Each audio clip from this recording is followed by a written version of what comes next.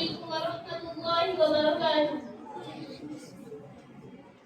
الحمد لله رب العالمين، والصلاة والسلام على رسوله الكريم. أما بعد، فأعوذ بالله من الشيطان الرجيم. بسم الله الرحمن الرحيم. قال الله تعالى في القرآن المجيد والفرقان الحميد: إنما يخشى الله من عباده العلماء إن الله عزيز غفور. صدق الله العظيم. جو رکے تو وہ ہے گرا ہے ہم، جو رکے تو وہ ہے گرا ہے ہم، جو چلے تو جہاں سے گزر گئے. صدر باوقار، قابل احترام مہمانان اعزام، محترمین مکرمین عظیمہ صاحبہ اور معزز ناظرین صاحب و تمام معلمین و معلمات و تمام سامعین و سامعات، السلام علیکم ورحمۃ اللہ وبرکاتہ. جیسا کہ آپ سبھی کو معلوم ہے کہ آج 15 اگست یعنی ہندوستان کا یوم آزادی ہے. ہم تمام لوگ ہندوستان کے 78ویں یوم آزادی منانے کے لیے اکٹھا ہوئے ہیں.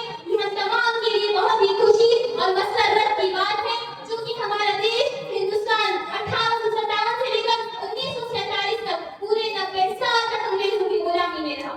جب ہندوستان کی مقدس سرزمین پر انگریزوں کا ناپاک سایہ پڑا اور وہ اپنی شاطرانہ اور عیارانہ چالوں سے یہاں کے مالک بن گئے تھے، جب ہندوستان باشندگان ہند پر طرح طرح کے ظلم و ستم کے پہاڑ توڑے جانے لگے، جب ہندوستانیوں کو غلام بنایا جانے لگا، جب ہندوستانیوں کا خون ان کے پسینوں سے بھی ارزاں ہونے لگا، تو ایسے نازک وقت میں ہمارے علماء اور مشائخ نے اور ہمارے دانشوروں نے بھرپور جدوجہد کی اور ایک طویل مدت جدوجہد کرنے کے بعد 1947 میں ہمارے وطن ہندوستان کو آزادی دلوائی. اس آزادی میں ہمارے علماء اور ہمارے دانشوروں نے ایسی تکالیف و شدت کا سامنا کیا، ایسے مسائل سے گزرے جس کا آج ہم تصور بھی نہیں کر سکتے.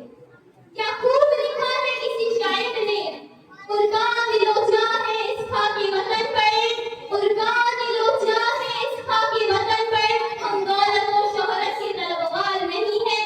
تم دیکھ لو آزادی کی تاریخ اٹھا کر، تم دیکھ لو آزادی کی تاریخ اٹھا کر، ہم لوگ وفادار ہیں، غدار نہیں ہیں. حاضرین، آج اگر ہم ان پریشانیوں کو سوچتے بھی ہیں تو ہماری روح کانپ جاتی ہے، ہمارے رونگٹے کھڑے ہو جاتے ہیں، بدن لرز اٹھتا ہے، دل کانپنے لگتا ہے.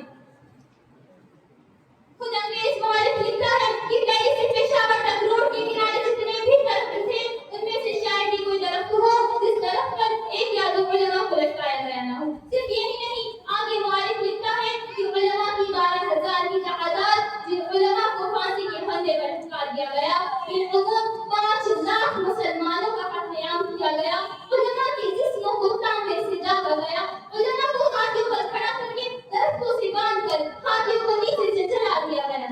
لاہور کی شاہی مسجد کے شہر میں انگریز نے پھانسی کا پھندا بنایا، جس میں ایک دن میں 80 علماء کو پھانسی دی جاتی تھی.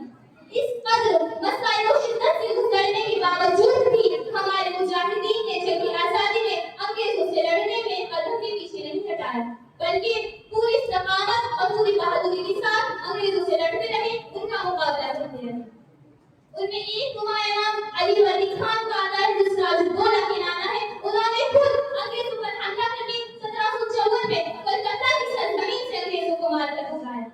کیا خوب لکھا ہے کسی شاعر نے: خدا کی راہ میں ہم کوئی سمجھوتا نہیں کرتے، خدا کی راہ میں ہم کوئی سمجھوتا نہیں کرتے، مگر خاک وطن تجھ کو کبھی رسوا نہیں کرتے.